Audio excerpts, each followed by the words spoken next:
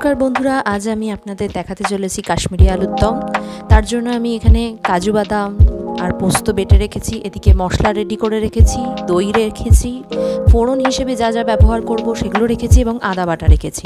মশলাটা বানানোর জন্য কিন্তু আমি সেখানে ধনে, জিরে, এদিকে হলুদ সামান্য, আর কাশ্মীরি লঙ্কা অবশ্যই লাগবে, লঙ্কা গুঁড়ো আর কি, কাশ্মীরি লঙ্কা গুঁড়ো রেডি করে রেখেছি ওই মশলার মধ্যে।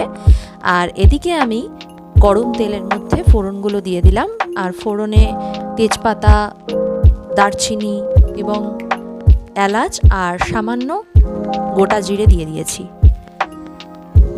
পর আদা দিয়ে কষাবো। আদা দিয়ে কষানোর পরে টক দই এবং বাদাম আর পোস্ত যে বাটা রেখেছি সেটা দিয়ে এবং যে মশলা রেডি রেখেছি সেটা দিয়ে আলুটাকে ভালো করে কষিয়ে নেব। তারপর কিছুক্ষণ সেদ্ধ হতে দেবো।